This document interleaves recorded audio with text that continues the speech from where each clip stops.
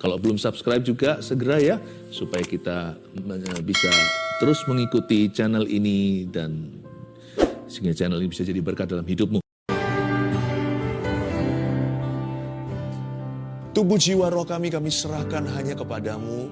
Engkau yang maha tahu, Engkau lebih kenal kami daripada bahkan ibu kandung kami sendiri yang melahirkan kami. Sebab Engkau lah pencipta kami, Engkau yang menebus kami. Engkau yang tahu seluk-beluk kami, spare part kami satu persatu, tidak ada yang tersembunyi.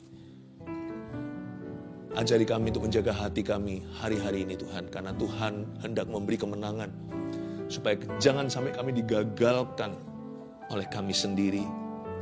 Kami percaya ya Tuhan, Engkau ingin berbicara dalam kehidupan keluarga Saat Teduh yang tercinta. Sampaikan sabdamu, sembunyikan hambamu selalu senantiasa di balik salib Yesus itu. Berkati Tuhan keluargaku, keluarga Saat Teduh bersama, dengan roh dan kebenaran. Dalam nama Yesus Tuhan kita. Haleluya. Amin. Puji Tuhan. Saya merasakan Tuhan hendak memberi kita kemenangan. Tapi setan itu licik sekali. Dia bisa memakai kita sendiri, untuk menghancurkan diri sendiri. Jangan sampai kita itu nanti digagalkan oleh faktor luar. Jangan sampai kita itu runtuh karena sesuatu yang tidak terdeteksi di dalam hati kita. Tuhan itu baik. Firman adalah pelita, sehingga memberi terang dalam kegelapan. Pelita bagi kaki, terang bagi jalan, supaya kita jangan tersesat. Hati manusia itu licik sekali.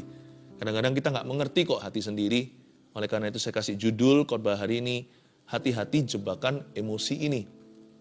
Ya, saya ulangi, hati-hati jebakan emosi ini. Matius 20 ayat 1 sampai 16. Ini perumpamaan tentang orang-orang upahan di kebun anggur. Waktu nanti kita menyelidiki tentang orang-orang upahan ini, kita bisa melihat diri sendiri di cermin firman. Ternyata sedikit banyak mereka itu mirip sekali sama kita. Atau sebaliknya kita mirip sama mereka. Saya ajak lewat firman ini untuk kita cek feeling kita. Cek perasaan kita. Jangan sampai ada benih-benih kuasa kegelapan di sana. Karena setan tidak perlu melakukan pekerjaan kotor itu. Seringkali kita bisa menghancurkan diri sendiri atau auto-destruct. Karena manusia itu jatuh. Jadi ini kita nggak pintar, nggak pandai untuk bisa pimpin hati sendiri. Mungkin kita bisa pimpin company, sebuah perusahaan, kita bisa berhasil, IQ-nya tinggi. Tapi soal hati, nggak bisa, hanya Roh Kudus yang tahu. Kalau kita mau berjalan dalam kebenaran, kita harus berikan pucuk pimpinan itu kepada Tuhan. Soal hati kita, jiwa, roh kita, minta Dia yang menuntun kita dalam roh dan kebenaran. Adapun hal kerajaan sorga sama seperti seorang tuan rumah yang pagi-pagi benar keluar mencari pekerja-pekerja untuk kebun anggurnya. Ayat per ayat ya, saya jelaskan dulu. Ini adalah perumpamaan tentunya, bukan kejadian sungguhan. Yesus pakai contoh sebuah cerita. Hal kerajaan sorga, dia menggambarkan dalam kerajaan Tuhan. Ada seorang tuan rumah, kita semua tahu tuan rumah itu yang memiliki hidup kita. Tiada lain adalah Allah Bapa. Dan tiada lain juga tentunya adalah Tuhan Yesus sendiri. Tuan rumah itu pagi-pagi benar keluar mencari pekerja-pekerja untuk kebun anggurnya. Tuhan itu memanggil kita untuk melayani Dia. Berarti status kita dalam perumpamaan ini adalah seorang pekerja. Kita itu pekerja-pekerja di kebun anggurnya, di ladang Tuhan. Ladang Tuhan itu apakah misi? Apakah ministry, pelayanan? Ladang Tuhan itu hidup kita. Hidup kita itu ladangnya Allah. Kita mesti mengerjakan keselamatan kita. Dan status kita, sekali lagi, kita itu workers, bukan owners. Kita bukan pemilik kebun anggur itu. Kita tidak memiliki hidup kita sendiri. Hidup kita itu ada yang punya. Hidup kita itu milik Yesus. Hidup kita itu milik Tuhan. Kita itu hanyalah pekerja-pekerjanya. Tiada lain, kita hanyalah hamba-hambanya. We are all but the servants of God. Kita semuanya hanyalah hamba-hamba Tuhan. Kerap kali kita dengar kata hamba Tuhan itu langsung diasosiasikan dengan kependetaan. Oh, hamba Tuhan itu, hamba Tuhan ini. Iya sih. Tapi setiap orang Kristen, setiap anak Tuhan itu hamba Tuhan. Karena kita punya satu Tuhan, yaitu Yesus Kristus Tuhan. Adapun hal kerajaan sorga sama seperti seorang tuan rumah yang pagi-pagi benar keluar cari apa? Pekerja-pekerja untuk kebun anggurnya. Kita adalah pelayan-pelayan Tuhan. Setelah ia sepakat dengan pekerja-pekerja itu mengenai upah berapa? Sedinar sehari, ia menyuruh mereka ke kebun anggurnya. Coba ditanamkan dalam benak hati kita. Jangan sampai kita lalu lewat waktu baca firman. Ingatlah ada kalimat, ia sepakat. Jikalau tuan itu sepakat dengan pekerjanya mengenai upah sedinar sehari, dibolak-balik tetap sama. Berarti juga pekerja-pekerja itu sudah agree. Betul? Berarti para hamba-hamba Tuhan itu, para pelayan-pelayan juga sudah sepakat upah sekian, yaitu sedinar sehari. Ia menyuruh mereka bekerja di kebun anggurnya. Ini yang saya sebut dalam bahasa Belanda jadilah letterlijk. Letterlijk itu artinya harafiah. Sepakat dengan Tuhan itu harus berdasarkan apa yang tertulis dalam firman. Iman kita yang paling mantap, yang mantap betul itu adalah firman, iman pada firman. Iman pada apa yang tertulis di dalam Alkitab, di dalam kitab Kejadian sampai Wahyu. Jangan tunggu rema-rema yang misterius seperti wow Tuhan berbicara kepadaku. Kita juga harus ngerti rule of the game. Kalau kita mau main game misalnya olahraga, volleyball, basketball, atau bahkan soccer, sepak bola, bulu tangkis, pingpong, apapun juga. Setiap sport itu ada peraturannya yang baku. Peraturan baku Tuhan itu di kitab Kejadian sampai Wahyu. Nggak usah tunggu seperti ada satu penerangan tertentu. Kita harus mengerti berzina itu salah. Kita juga harus tahu mencuri itu tidak dibenarkan apapun alasannya. Itulah sebabnya kita harus letterlek. Kita nggak boleh buta huruf. Kita bisa baca ABCD, tapi kita nggak pernah baca Alkitab kita. Tunggu apa? Tunggu nubuatan atau dinubuatkan oleh Nabi. Tunggu peneguhan, tunggu pengalaman. Sebelum semua itu, saya percaya semua yang di atas tadi itu. Nubuatan, peneguhan, konfirmasi, pengalaman pribadi. Sebelum semuanya itu, fondasi kita bangun di atas dasar batu karang yang teguh, jangan pasir. Rumah runtuh nanti kalau badai taufan datang. Kalau kita mau iman kita itu kuat, kita harus belajar letterlek, belajar sepakat dengan Tuhan, sesuai agreement. This is our agreement with God. Inilah kesepakatan kita dengan Tuhan. Yaitu firman. Bukankah sudah sepakat sedinar sehari? Sepakat dua sisi, dari Tuhan ke mereka, dan mereka ke Tuhan. Waktu kita baca Alkitab itu, dua pihak sepakat. Waktu kita baca, Yesus adalah ya dan amin bagi kita. Kita sepakat dengan firman-Nya. Berdasar apa yang tertulis. Sebelum semua pengalaman yang lain ditambahkan. Makanya waktu Yesus dicobai kan Tuhan Yesus nggak bergantung perasaan. Lapar otomatis dibenarkan mengubah batu menjadi roti supaya beliau makan. Enggak loh ya. Ada tertulis manusia hidup bukan dari roti saja, tapi dari setiap firman yang keluar dari mulut Allah. Yesus tidak menjawab setan. Sekalipun dia anak Allah, dia bisa aja usir semena-mena. Tuhan kan daulat, status Yesus itu kan ilahi, bukan manusia seperti Anda dan saya, meskipun Yesus lahir sebagai manusia. Yesus punya otoritas untuk berkata apa saja, tapi Yesus tetap merujuk referensi ke firman Tuhan dengan kalimat ini. It is written, ada tertulis. Ada tertulis, 3 kali dicobai pencobaan seorang Mesias untuk jadi juru selamat dunia. Ketiga kalinya setiap kali Yesus selalu berkata, it is written, ada tertulis. Jangan main-main, kalau anak Allah aja begitu, apalagi kita. Belajar letterlek. Temukan kesepakatanmu dengan Tuhan. Disinilah Tuhan sepakat dengan pekerja-pekerja itu, dan pekerja-pekerja itu sepakat dengan tuannya. Ada kertas kontraknya. Kertas kontrak itulah halaman-halaman firman, logos atau firman yang tertulis itu. Jadi letterlek ya, literally. Harafiah kalau sama Tuhan. Kalau enggak ya bergantung perasaan itu up and down. Berubah-ubah seperti 4 musim di dunia. Kalau perasaan kita bisa 44 musim juga nggak berhenti.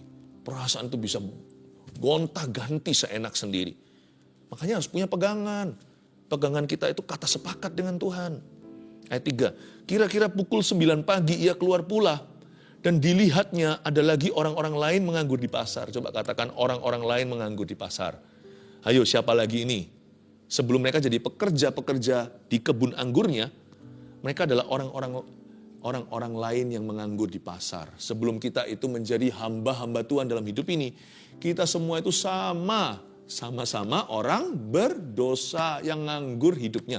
Mungkin nggak nganggur pekerjaan, tapi nganggur di sini artinya sia-sia. Kita itu hanya mengejar perkara dunia, dan kita nggak tahu kok sesungguhnya apa yang kita mau. Kita kira harta duniawi bisa menyelamatkan kita, ternyata nggak semua bisa dibeli dengan money. Kita semua itu orang yang menganggur. Roh kita mati, jiwa kita itu merana. Semua kita itu sebelum kenal Yesus masih terjebak dalam kesia-siaan yang fana. Orang-orang lain menganggur di pasar. Kan harusnya mereka bersyukur mereka dapat pekerjaan. Apalagi hari-hari ini ya, banyak yang di PHK, banyak yang di layoff. Di negara-negara yang ekonominya bagus pun, puji Tuhan, Indonesia itu bertahan. Malah justru baik keadaan. Anda lihat negara-negara barat, apa yang terjadi sekarang di Eropa, huru-hara. Mereka jauh lebih krisis. Malah justru Tuhan pelihara bangsa kita. Tapi kalau Anda berada di benua-benua lain, Anda orang Indonesia, orang Malaysia, saat ini berada yang bisa mengerti bahasa saya. Ada di benua lain, jadilah berkat, jadilah terang, percayalah. Dalam Kristus ada keluputan. Tapi coba lihat, banyak orang itu sekarang sengsara, susah cari kerja. Mestinya kan kita bersyukur ya dikasih pekerjaan apapun, asal upahnya itu UMR-nya ada atau upah minimal. Janganlah kita mentang-mentang saya itu sarjana 1, sarjana 2, S3. Nggak tentu hari-hari ini itu menggaransi atau menjamin suatu kelangsungan. Nggak tentu itu akan garanti sebuah pekerjaan. Ini orang-orang lain kan nganggur di pasar. Coba lihat latar belakang supaya nanti yang namanya kacang jangan lupa kulitnya. Ya, ini orang-orang semuanya preman. Preman di pasar, jagal pasar itu. Tapi Yesus entaskan mereka dari kehidupan yang sia-sia, dikasih kerja. Ayat 4 katanya kepada mereka, pergi jugalah kamu ke kebun anggurku, dan apa yang pantas akan kuberikan kepadamu, dan mereka pun pergilah. Jam 9 Tuhan panggil lagi setelah tadi pagi. Dan Tuhan berkata yang sama, kamu kerja ya untuk saya di kebun anggurku, dan apa yang pantas akan kuberikan kepadamu. Harusnya orang berdosa seperti kita yang gak layak terima apa-apa kecuali neraka, belajar percayalah upah kita atau bonusnya dari Tuhan. Gak dikasih upah juga kalau kita itu bisa menjadi milik Tuhan, itu sudah mimpi apa, nama kita tertulis dalam kitab kehidupan jikalau belum ada mujizat terjadi. Sampai mati pun tidak ada berkat lagi, gak apa-apa. Asal masuk sorga, bahasa anak kecilnya. Apa yang pantas akan kuberikan kepadamu. Sama Tuhan itu jangan berdebat gini loh Tuhan. Tuhan gak fair, Tuhan gak fair, Tuhan gak adil. Tuhan itu sudah lebih dari pantas. Untuk bisa menerima kita itu sudah tidak seyogya atau selayaknya. Kadang-kadang ini kadang-kadang orang-orang ini yang diselamatkan lupa diri, lupa daratan. Dan Tuhan berkata, dan apa yang pantas pasti kuberikan padamu. Believe, percayalah bahwa God is good, God is just. Allah itu baik, Allah itu adil. Allah itu adil gak tentu sesuai dengan fair, definisi fairnya manusia. Tapi percayalah, apapun yang Tuhan berikan dan percayakan pada kita today, itu pantas, sudah pantas di matanya. Jangan ngomel, jangan merasa kurang melulu. Dan hari ini kalau kita diberkati juga jangan lupa diri. Kalau kita masih merasa kurang juga jangan mengeluh. Pokoknya apapun yang Tuhan alokasikan dalam hidup kita, undi jatuh, permai atau tidak, percayalah itu yang terbaik karena Tuhan tahu apa yang terbaik untukmu. Apa yang pantas akan kuberikan. Jangan jadi penasihat Tuhan. Belajar untuk syukuri dulu apa yang Anda miliki. Jangan iri dengan orang lain. Jangan minder. Dan juga jangan sombong kalau punya lebih. Kira-kira pukul 12. 3 jam kemudian, lalu pukul 3, setiap jam 3 jam, ia keluar pula dan melakukan sama seperti tadi. Ayat 5. Kira-kira pukul 5 petang, ia keluar lagi dan mendapati orang-orang lain pula. Lalu katanya kepada mereka, mengapa kamu menganggur saja di sini sepanjang hari? Misalkan tadi itu pukul 6 Tuhan rekrut, pukul 9 rekrut lagi, pukul 12, pukul 3. Kali ini nggak sampai 3 jam, karena jam 6 nanti ceklok pulang. Tinggal 1 jam kerja, jam 5 Tuhan keluar. Tuhan itu keluar, suruh orang-orang mandor-mandornya lihat, masih ada sisa preman-preman di pasar, orang-orang yang pengangguran yang hidup dalam kesia-siaan. Ayo, kerja buat Tuhan selalu manise.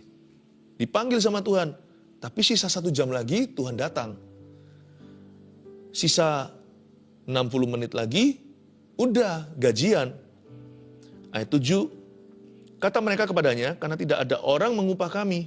Mengapa kamu nganggur kan ditanya? Karena tidak ada orang mengupah kami. Katanya kepada mereka, pergi jugalah kamu ke kebun anggurku. Akhirnya mereka batch terakhir atau gelombang terakhir pekerja baru. Ayat 8, ketika hari malam Tuhan itu berkata kepada mandurnya, panggillah pekerja-pekerja itu dan bayarlah upah mereka mulai dengan mereka yang masuk terakhir hingga mereka yang masuk terdahulu. Jadi dipanggil sama mandur atas perintah bos yang memiliki kerajaan sorga. Lalu waktu dipanggil, yang dibayar dulu, yang digaji itu yang terakhir masuk, yang pukul 5 tentunya, lalu pukul 3 hitung mundur, pukul 12, 9, lalu yang paling pagi. Dan ketika mereka masuk dikasih gaji-gajinya masing-masing. Maka datanglah mereka yang mulai bekerja kira-kira pukul 5 ayat 9 dan mereka menerima masing-masing 1 dinar. Ingat ya tadi kata 1 dinar, itu kesepakatan ya. Bukankah mereka semua pekerja itu tanpa pandang bulu, mereka semua disodori Tuhan sebuah kontrak harian bahwa hari ini kamu kerja sama aku kasih yang pantas sedinar sehari. Menurut saya udah lebih dari cukup daripada mereka itu nganggur. Dan sedinar itu mungkin sedikit overpay ya. Gajinya berlebih. Kok bisa? Kan ini orang-orang pasti nggak punya skill. Ini bukan sekedar suruh ambil gandum jatuh atau suruh menggemburkan tanah, kalau bajak aja siapa yang nggak bisa sih? Ya, bajak itu kan tinggal ini aja pecutin kerbaunya. Jangan lupa loh ya, ini kebun apa? Kebun anggur. Anda pernah lihat kebun anggur? Itu butuh tangan ahli, nggak bisa sembarang tukang. Kayaknya sedinar terlalu mahal ya. Karena ini mereka semua tukang-tukang yang tidak terlatih. Hari itu langsung last minutean. Langsung direkrut sama Tuhan. Mereka tidak ngerti bagaimana potong. Itu potongnya pasti banyak merugikan, itu pasti salah. Anggur itu potongnya harus dengan sudut tertentu, dengan pisau, dengan cara yang tidak biasa. Supaya nanti waktu memotongnya itu dia cepat tumbuh. Dan supaya baik hasil panennya. Saya rasa Tuhan itu hanya mau kasih alasan lah untuk memberkati mereka. Tapi mereka nggak tahu diri ternyata nantinya saya kasih bocoran. Mereka ngamuk sama Tuhan. Kok upahnya sama? Menurut saya sedinar terlalu banyak sih. Tapi Tuhan tidak salahi. Tuhan murah hati, namun Tuhan itu selalu ngomong di depan dulu. 1 dinar bukankah itu kesepakatan mereka? Oke, jangan lupa ya, nanti sebelum Tuhan dituntut oleh para pekerja dan buruh ini, seperti kita seringkali menuntut Allah kita, Tuhan tidak adil lah, saya kecewa lah, kok cuman begini, apa nih hasilnya aku melayani? Kenapa kau izinkan? Waduh, sebelum dituntut ingat ya, kesepakatan kita itu udah jelas di depan. Tuhan sudah ngomong terus terang di depan, kita ini orang berdosa, semuanya ini murah kemurahanku, aku memberimu cuma-cuma. Kemudian datanglah mereka yang masuk terdahulu, sangkanya akan mendapat lebih banyak. Tetapi mereka pun menerima masing-masing 1 dinar juga. Kaget mereka. Mereka menyangka mereka dapat lebih banyak. Nah disinilah, janganlah membingungkan antara ekspektasi yang berlebihan sama iman. Iman itu bukan sekedar angan-angan atau punya iman itu seperti punya sebuah ekspektasi yang luar biasa. Iman itu nggak hanya bergerak untuk iman-imani. Iman itu salah satu wujud iman itu juga kemampuan untuk bisa menerima apapun yang Tuhan berikan kepadanya. Meskipun tidak sesuai dengan ekspektasinya. Imanlah yang membuat kita bisa menerima jawaban Tuhan. Puji Tuhan kalau iya. Iman pula yang membuat kita itu tabah ketika Tuhan berkata tidak atau tunggu dulu. Iman yang membuat seseorang jadi sabar. Bukankah Bapak iman Abraham itu harus menunggu berapa lama di Kanaan? Tanpa penggenapan janji bahwa Tuhan akan memberinya keturunan. Umur sudah hampir 101 anak pun belum dia punya. Coba bayangkan. Kalau kita kira iman itu untuk sesuatu yang muluk-muluk, itu juga iya. Iman membuat mujizat terjadi. Kalau kita kira iman itu selalu instan, itu juga iya. Karena terlalu banyak kesaksian dalam Alkitab dari Kejadian sampai Wahyu. Ketika Tuhan menjawabnya seketika. Tapi iman itu juga membuat seseorang bisa jaga hati. Jaga emosi. Iman itu juga membuat orang itu bisa mendeteksi perasaan yang salah. Bisa rem, bisa mawas diri. Iman itu juga membuat seseorang bisa sabar dalam penderitaan. Dan dalam pengharapan pula. Membuat orang itu bisa tabah, tekun, dan tidak mudah menyerah. Iman yang membuat seseorang itu hatinya tebal, putus asa. Sangkanya akan mendapat lebih banyak, ayat 10. Jangan berpikir lebih tinggi, please. Dari takaran imanmu, Roma 12. Iman itu bukan hanya untuk menggapai sesuatu yang belum ada. Iman itu juga untuk mensyukuri apa yang sudah ada dan tidak serakah. Ayat 11, ketika mereka menerimanya, mereka bersungut-sungut kepada Tuhan itu. Nah ini dia sungut-sungutnya. Mirip kan sama kita? Dari ayat 11 saya ingin menjelaskan bahwa yang namanya manusia, human sense of fairness is oftenly wrong dalam bahasa Inggrisnya. Kita punya perasaan tentang apa itu fair, apa itu bukan, itu seringkali salah. Karena kita ini keturunan Adam dan Hawa udah jatuh, kita ini semua udah juling rohani. Nggak bisa lihat secara objektif dari sudut pandang Allah atau kekekalan. Ketika mereka menerimanya, mereka dapat 1 dinar. Mereka bersungut-sungut kepada Tuhan itu. Apalagi yang pukul 6 dan pukul 9 yang paling pagi masuk kerja. Human sense of fairness bahaya. Ketika kita merasa berhak menerima sesuatu. Aku berhak untuk dilayani. Aku berhak untuk diperlakukan lebih. Aku berhak untuk dimengerti. Aku berhak untuk didengarkan. Aku berhak dong aku. Doaku dijawab sama Tuhan. Aku berhak atas mujizat. Aku berhak atas berkat. Tuhan harus jawab aku. Bahkan kadang-kadang kekonyolan itu bisa berlanjut separah ini. Aku mau Tuhan buktikan bahwa Tuhan itu ada. Sebenarnya Tuhan itu bukan terdakwa, kita yang terdakwa. Kenapa Tuhan harus buktikan apa-apa? Coba bayangkan kalau Tuhan balik itu. Kamu harus buktikan ini itu baru masuk surga. Nggak masuk kita semua, nggak ada satupun. Sebab Alkitab mengatakan dengan jelas kesalahan manusia itu kain kotor. Seperti kain haid wanita.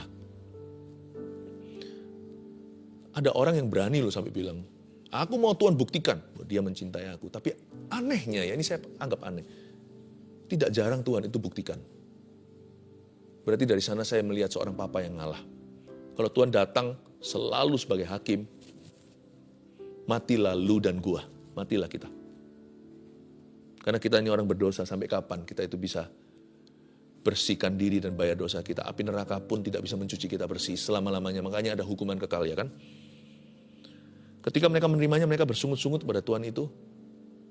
Katanya, mereka yang masuk terakhir ini hanya bekerja 1 jam kan? Dan kau menyamakan mereka dengan kami yang sehari suntuk bekerja berat dan menanggung panas terik matahari. Sangat poetik menurut saya, itu sangat puisi ya. Kalau kita mengeluh itu ya, itu puisi yang salah, tapi itu puisi karena manusia itu pandai sekali. Kita ini pandai, sudah naturally gifted atau sudah alamiah bakatnya dari sejak sana dari Adam dan Hawa untuk bisa membesarkan emosi kita yang negatif atau membesar-besarkan perasaan tidak puas. Dia bisa berkata, kenapa engkau menyamakan mereka dengan kami yang sehari suntuk bekerja berat dan menanggung panas terik matahari. Saya baca dari sisi Tuhan, kan mendingan dapat 1 dinar daripada nggak dapat apa-apa. Daripada nggak makan hari itu, atau melakukan kejahatan, lalu habis itu ditangkap sama polisi, masuk penjara, resikonya kan tinggi. Digebukin massa. Aku kasih kamu pekerjaan yang legal loh. Sehari suntuk kerja berat kalau untuk 1 dinar. 1 dinar itu bukan 1 peser uang. 1 dinar itu upah pekerja sehari itu lumayan. Apalagi ini orang-orang bukan skill worker. Ini mereka mungkin sudah punya rekor kejahatan. Rapornya jelek. Gak ada satupun perusahaan yang ada itu mau mengerjakan. Ini kebun anggur ini berani rugi. Ini kebun anggur ini yang punya sudah kaya. Tidak perlu profit. Dia hanya mau buka lowongan kerja. Masa gak ngerti sih kayak gituan? Tuhan tuh menganggap pekerja ini anak. Anak itu kan difur sama papanya, dikasih kesempatan. Padahal seharusnya kalau papanya mau profesional, undang aja pekerja dulu. Undang aja profesional. Jauh lebih bagus kok performanya. Kami yang sehari suntuk bekerja berat dan menanggung panas terik matahari yang mereka singgung-singgung sebut-sebut itu melulu adalah susahnya kerja. Mereka tidak sama sekali bersyukur untuk upah cuma-cuma. Tetapi Tuhan itu menjawab seorang dari mereka. Tuhan gak marah.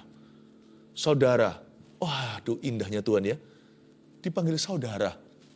Tuhan gak mentang-mentang dia yang punya.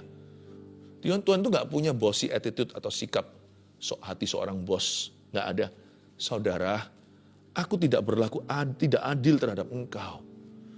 Bukankah kita telah sepakat sedinar sehari? Pertama Tuhan sebut mereka dengan sebutan hangat. My brothers, saudaraku. Dia menyamakan diri dengan mereka. Aku tidak berlaku tidak adil loh. Bukan Tuhan membela diri, Tuhan mencelikkan mata rohani atau mata nurani. Aku tidak berlaku tidak adil sebab human sense of fairness itu wrong. Yang apa yang kita rasakan sebagai fair itu sering salah, tapi sense keadilan Tuhan itu selalu benar. Tuhan itu tahu hitung-hitungannya. Apa yang disebut fair sama manusia itu bukan keadilan Allah. Tapi apa yang disebut adil sama Allah sekalipun gak tentu fair di mata manusia, itu adil tenan, itu adil beneran. Karena Allah kita maha adil. Bukankah kita sudah sepakat sedinar sehari? Ambillah bagianmu dan pergilah. Aku mau memberikan kepada orang yang masuk terakhir ini sama seperti kepadamu. Tidakkah aku bebas mempergunakan milikku menurut kehendak hatiku? Bukankah aku bebas? Kan kamu berkata iya jam 9 tadi. Kan saya tidak memberikan jaminan nanti gak ada orang jam berapa, kan urusan saya. Sisa harta saya di luar sedinar untukmu hari ini. Mau saya apakan kan terserah aku. Kalau aku mau undang orang lain nanti agak siangan lalu saya bayar dia sama. Atau bahkan dia gak usah kerja untuk saya kasih dia uang. Gak apa-apa kan? Buktinya tadi Anda berkata iya waktu saya kasih lowongan. Anda bisa dan Anda juga berhak untuk berkata tidak. Kenapa Anda tidak berkata tidak? Karena sedinar itu sangat-sangat handsome to you. Sedinar itu berkata, wow, ini uang nganggur. Uang muda. Sehari dibayar segitu. Berarti Anda juga setuju dan Anda mau. Tapi kan urusan saya. Ayat 15a ini saya jelaskan suatu prinsip sederhana. Bagaimana sih kita ini manusia yang fana, orang berdosa, boleh kecewa dengan kedaulatan Tuhan. Mana boleh kita kecewa sama Tuhan. Tuhan gak utang sama kita. Sebaliknya kita lah yang berhutang sama Tuhan. Kalau ada orang, kalau misalnya Anda hutang sama saya 1 juta rupiah, saya bebaskan. Lalu habis itu ada satu orang yang hutang sama saya 100 juta rupiah, saya bebaskan juga nantinya. Anda jangan marah sama saya. Tahu gitu saya hutang sama Anda 100 juta, itu dikasih. Itu urusan saya. Apakah 1 juta saya penjarakan, 100 juta juga, itu urusan saya. Apakah saya tuntut atau tidak? Tidakkah aku bebas mempergunakan hakku?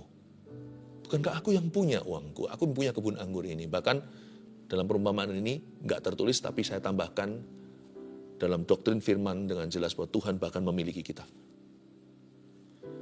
Atau iri hatikah engkau karena aku murah hati? Nah ini dia. Tuhan langsung expose motivasinya.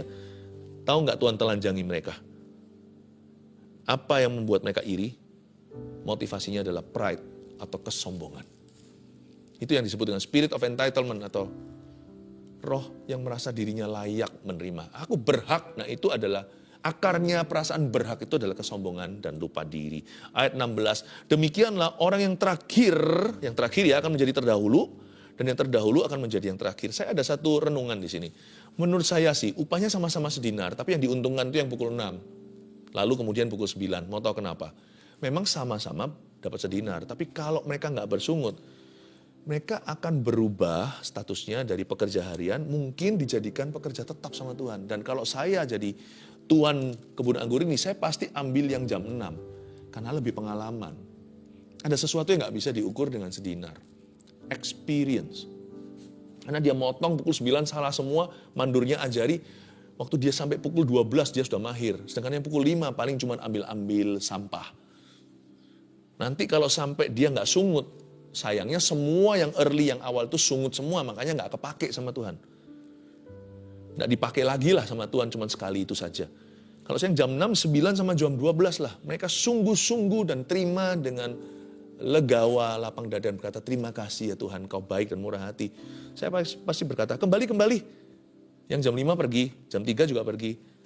Jam 6, 9, 12 saya panggil, sini. Bisa nggak tekan kontrak pekerja tetap, bayaranmu bukan 1 dinar, tapi 100 dinar? Boleh nggak? Karena kamu akan jadi mandorku. Kadang-kadang kita itu jangan kecewa dulu. Orang kecewa nggak bisa mikir. Orang yang legawa itu mikirnya itu jernih. Menurut saya itu advantage, itu kelebihan. Yang sama-sama dapat 1 dinar, tapi masuknya lebih dini atau lebih awal. Saya kasih 3 poin, catat ini sebagai rangkuman. Hati-hati jebakan emosi ini ya, karena ini yang menggagalkan kita dari dalam. Ini kalau nggak terdeteksi, check your feeling, setan nggak perlu menghancurkanmu. Anda bisa menghancurkan diri sendiri. Dan imanmu akan kandas, runtuh, kasih mula-mulamu akan hilang, memulai dengan roh berat, mengakhirinya dengan daging dan dalam kesalahan. Karena itu yang pertama, yang perlu diwaspadai adalah ekspektasi yang berlebihan. Disinilah iman yang kelihatan kayak iman ternyata nafsu. Ini iman yang tidak ada penguasaan diri, pengendalian diri, dan tidak ada penjagaan hati. Dia akhirnya dari iman menjadi nafsu. Makanya itu perlu untuk beriman, namun juga perlu atau penting untuk berserah. Berimanlah pada firman, itu yang utama. 2, perasaan berhak. Bahasa Inggrisnya spirit of entitlement atau perasaan berhak itu ternyata adalah the spirit of pride. Itu adalah roh sombong. Buang itu. 3, kecewa dengan Tuhan. Seperti saya katakan tadi, jangan keburu kecewa. Orang yang tidak kecewa sama Tuhan dikasih upah yang sama. Mungkin orang itu nanti berikutnya jadi kepercayaan Allah. Oh haleluya. 3 poin ini tolong dicatat. Hati-hati ya sama jebakan emosi yang demikian. Mari kita sekali lagi mengangkat tangan sama-sama, terimalah berkat dari Allah Bapa, Putra, Roh Kudus. Ia memberimu emosi yang bersih, hati yang penuh dengan damai sejahtera. Dalam nama Yesus terimalah sukacita ini. Haleluya. Sama-sama katakan amin. What great and